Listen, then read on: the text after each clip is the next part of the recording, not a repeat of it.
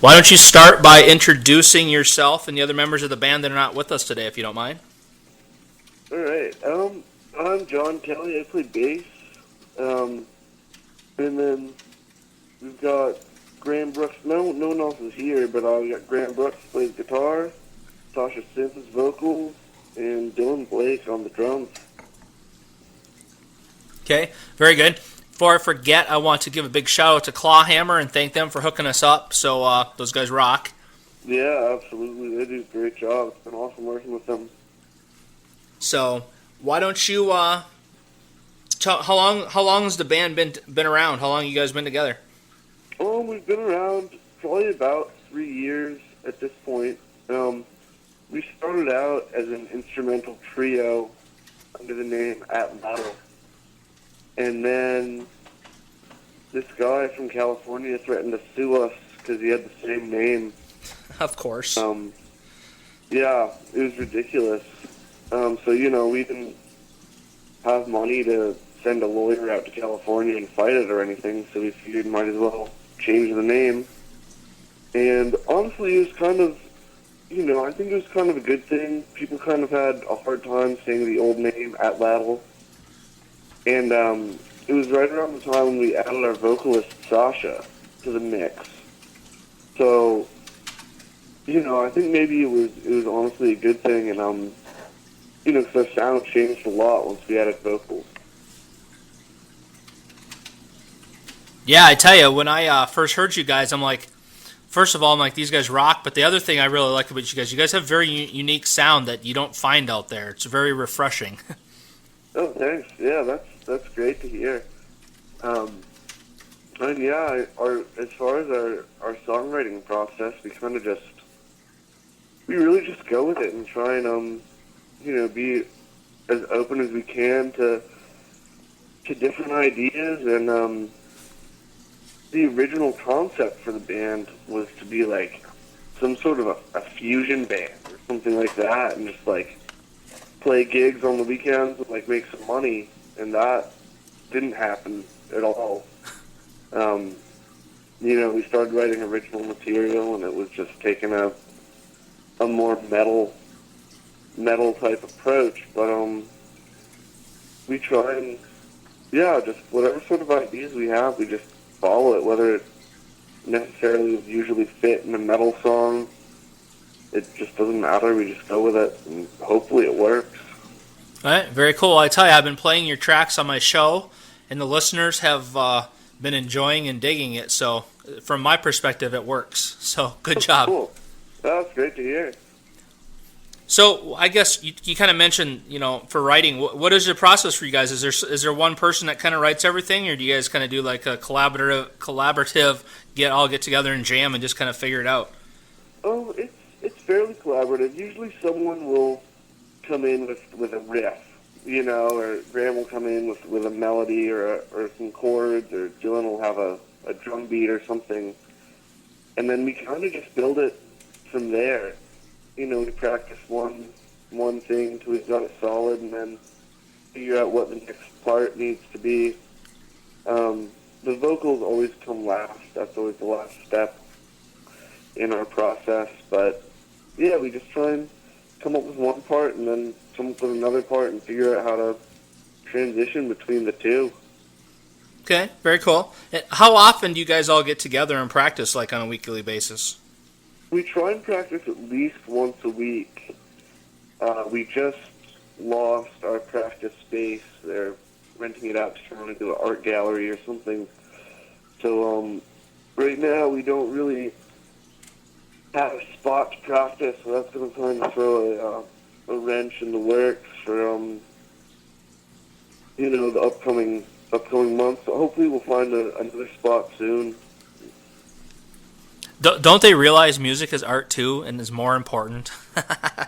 Oh man! How rude! They should. It's tricky in this town. I mean, it's weird about that. There is a lot of good music going on and all sorts of stuff, but it's hard to find places to practice, and it's hard to find places to play. There aren't really any venues, so we have to travel a lot to play shows. It's going to be kind of a pain. I mean, it's it's awesome to get to go to different places, but it'd be nice if we had like a home venue that was. Yeah, no doubt. Yeah. So what's going on with you guys right now? Do you guys have any any shows lined up in the future here? I think not too many in the recent future. We might do a show in Burlington, I think, but I think that one might be like a house party or something. And then I'm not sure what another one is. Maybe we have one on the 6th. Looks like we have one on the 10th at Nectar's. And then one on the 14th at the 11th. But I'm not positive. We just came out with our album. We actually just got physical copies of it the other day, just a few days ago. So that's pretty exciting. It's cool to see, it actually in physical form. We've had it done for a while, but it's awesome to just, be able to hold and have the tangible thing in your hand. Right. Very cool. So, okay, well, let's talk about the album. It's self-titled, right? Yep. And I have to tell you, I'm actually looking at it right now. The cover art for the album is amazing. Who came up with that concept and design for you guys? It was this guy Graham knows, Samuel, who lives in New York City, I believe. And Graham just, I guess he's friends with him or something, and showed us the art, and it just really seemed like it fit really well. He does incredible work, and we're all really honored that he was, down to have us use his stuff as an album cover. I think it's just absolutely gorgeous. Yeah, it is. It's amazing. Is what it is. Yeah. See, you could hang this in that art gallery and then kind of play music and just not let them know. Yeah, right. There you go. You're like, hey, we're doing art, man. Yeah, seriously.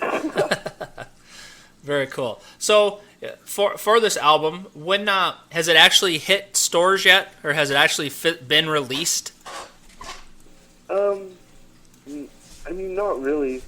Well, I'm not sure. We're selling it on Bandcamp and I think on iTunes digitally.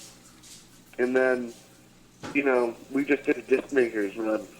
So we have, a few hundred copies of it. And I think we're selling some at the local CD store, Turn It Up. But I think that's about it. I think in order to get a physical copy, you'd have to talk to one of us at this point. Okay, that's cool. What as far as this new album that's out goes, how long did the process take from you guys from like when you started writing for it to actually getting it produced and recorded? How long did everything take?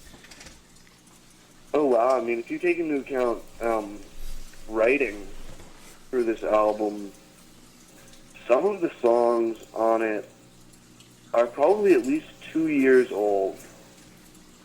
So, but some of them are pretty new, too. Some of them are within the last, maybe 6 months.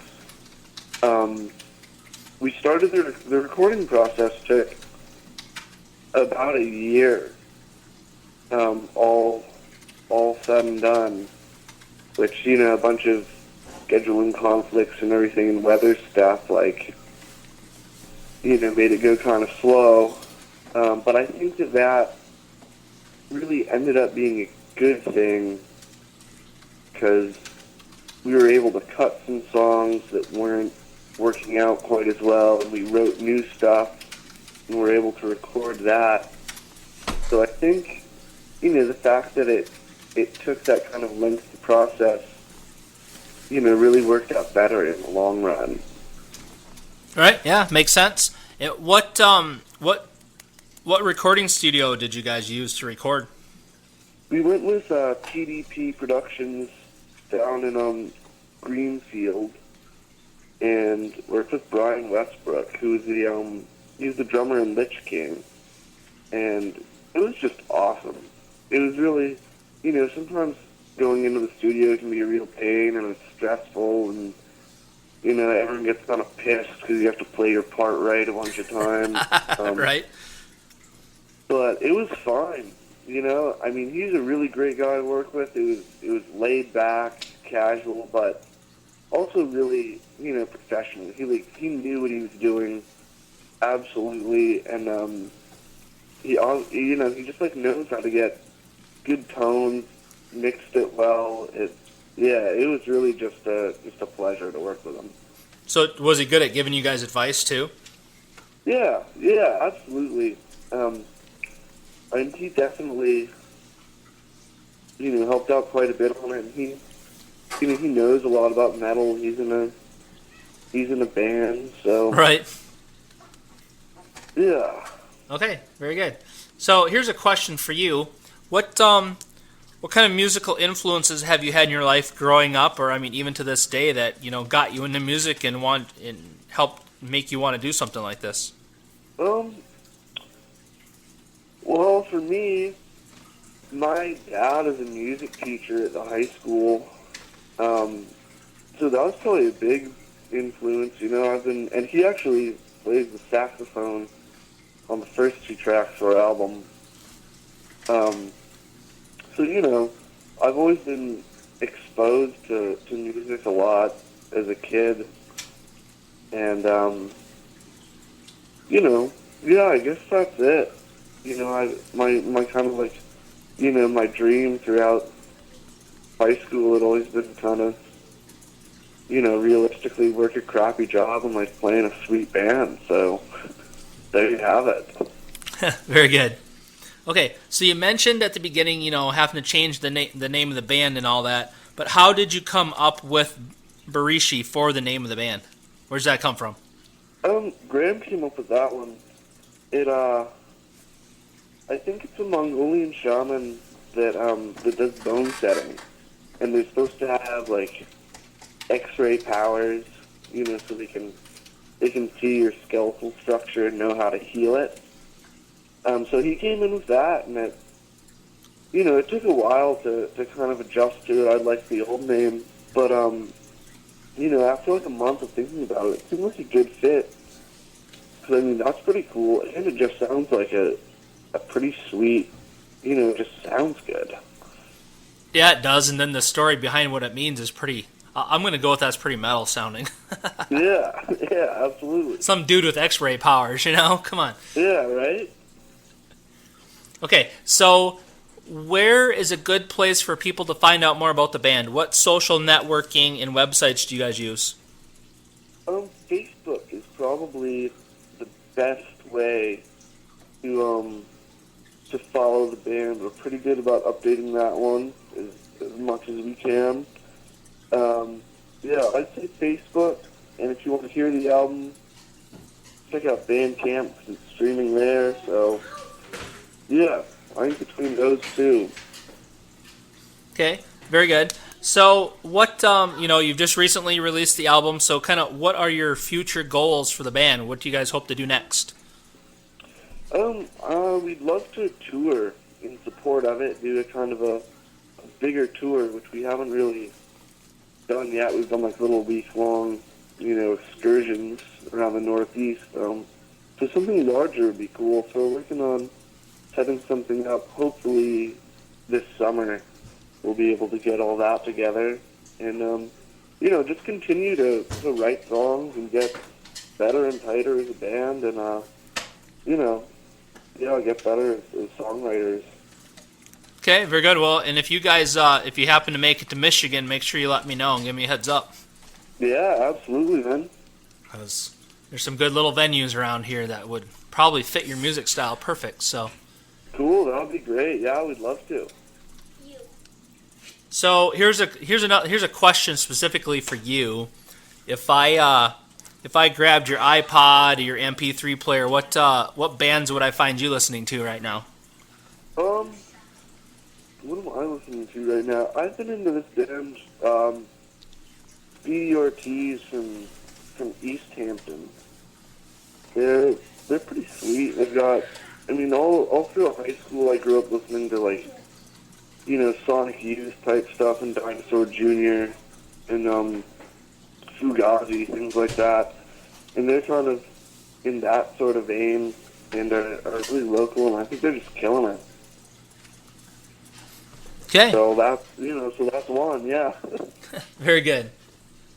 Okay, so what would you say sets Barishi apart from all the other bands out there trying to make a name of themselves? What are, why should people listen to your music? Why should people, when you guys have some live shows coming up, why should they come see you guys live? What are they going to get? Well, I mean, that's kind of hard. I mean, we try and put on a live show. We try and make it as fun as possible for everyone. Try and have good energy. Our live show is pretty different from the album because we play in C standard, so it's a lot heavier when we play live. As far as why should people listen to it, I don't know. I can't tell you that. You got to listen to it and figure that out for yourself, I guess. Yeah, I can dig that. And hey, if you're listening to this interview and you haven't heard them, come over to Rock Addict Radio or Metal Devastation Radio and request these guys, and you know what? You'll get to hear them. So there you go. Yeah. There you go. So, what's the craziest thing that's ever happened to you at a live show you've done? The craziest thing that's ever happened. Let me see. Oh, there's this one. Yeah. We were playing a house party over in Hinsdale, New Hampshire, and just like a basement show, which are usually pretty fun. I love those. They can be rad and great energy. But there's this really hammered, like, crust punk kid who's just been kind of a dick the whole evening. And then we were playing our set, and he kept coming up and, like, stumbling up, like, grabbing the necks of our guitars, and just, like, really, like, obstructing the show and being a douche. And one of our buddies just grabbed him and, like, threw him to the back of the room. And, he was, like, trying to start a fight or whatever. So one of our other friends just grabbed him and, like, put him in some hold and force-marched him up the stairs. And I guess it scared that little dude so much that he shit his pants. All in his crusty overalls. So that was, not necessarily a great moment, but, pretty funny. Yeah, that's a great story to tell, for sure. Yeah. He's lucky that's the worst thing that happened to him. I know, seriously. It was ridiculous. Man, some of the shows I've gone to, man, if somebody did that, they'd probably get knocked out. Oh, yeah. Yeah, absolutely. Man, he was really pushing it, but they just kicked him out in his shitty overalls. Okay, so now is the most important question of the interview, so I hope you're prepared. Okay. Who in the band, for you guys, spends the most time in front of a mirror before you guys go on stage? Who in the band spends the most time in front of a mirror? Oh, man.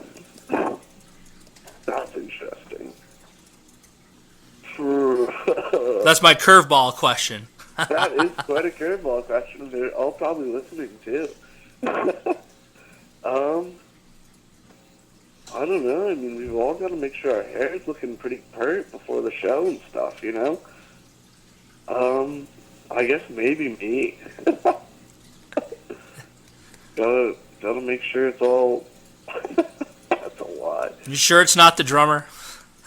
Yeah. I didn't want to say it. But he does have to have his facial hair very nicely trimmed.